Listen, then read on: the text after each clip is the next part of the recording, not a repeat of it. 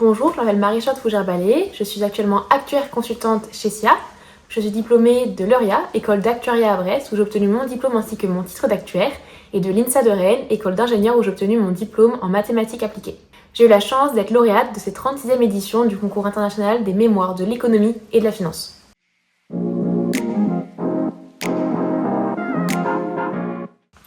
J'ai réalisé mon mémoire d'actuariat durant mon alternance chez SIA. Il s'intitule « Peut-on optimiser la rentabilité du PER tout en privilégiant une allocation durable ?» J'ai soutenu ce mémoire en septembre dernier devant l'Institut des actuaires.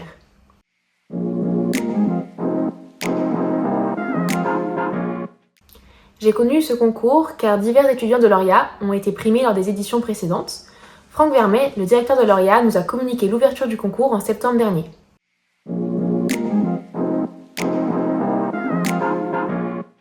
J'ai eu l'honneur de recevoir le prix Covea le 7 mai dernier lors de la cérémonie de remise des prix à la Banque de France. Ce prix m'a été remis par Lionel Calvez, avec qui j'ai eu la chance de discuter en amont.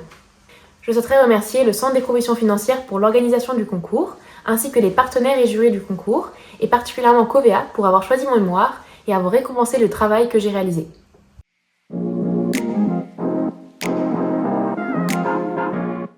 Ce mémoire s'inscrivait pleinement dans la 36e édition du concours international des mémoires de l'économie et de la finance, qui avait pour thème « Financer et innover dans un monde en évolution rapide ». D'une part, les investissements durables sont aujourd'hui en hausse afin d'encourager la transition écologique. On peut le voir grâce aux diverses lois et textes, comme par exemple le Green Deal ou Pacte vert européen, ou encore la loi industrie verte qui vient fixer des proportions minimales d'actifs non cotés à détenir dans les grilles de gestion pilotées pour les contrats d'assurance vie et les PER. D'autre part, il y a de nombreuses réformes de retraite en France qui montrent que le paysage de la retraite est un environnement assez mouvant en France.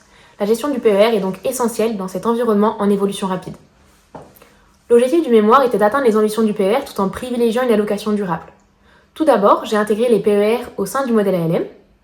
Par la suite, j'ai intégré les investissements durables dans les actifs de l'assureur. J'ai pu voir que d'intégrer ces investissements durables qui ont pris la forme de private equity était assez négatif pour l'assureur tant pour sa rentabilité que sa solvabilité en risque neutre. Cependant, en monde réel, grâce au rendement intéressant de ce private equity, c'était assez positif pour l'assureur. Par la suite, j'ai étudié diverses pistes qui couvraient un large spectre de leviers pour l'assureur afin qu'il conserve ses investissements durables tout en augmentant sa rentabilité sans dégrader son ratio de solvabilité. Ces pistes se sont avérées très pertinentes pour l'assureur qui a pu conserver sa rentabilité et sa solvabilité tout en intégrant des investissements durables. Ce mémoire a donc mis en exergue le fait que le PER se positionne comme un véhicule important dans la transition vers une finance responsable et durable.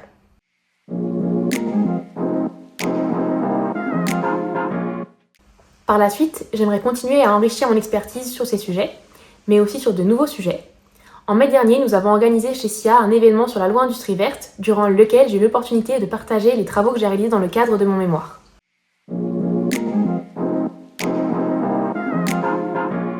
Enfin, j'aimerais remercier sincèrement mes tuteurs de mémoire en entreprise, Nicolas Langevin, Florian Montagnier et Maxence Picard, pour leur accompagnement tout au long de mon mémoire. J'encourage vivement les étudiantes et étudiants à participer à la 37e édition du concours international des mémoires de l'économie et de la finance, qui a pour thème « Souveraineté et dépendance, le temps des choix ».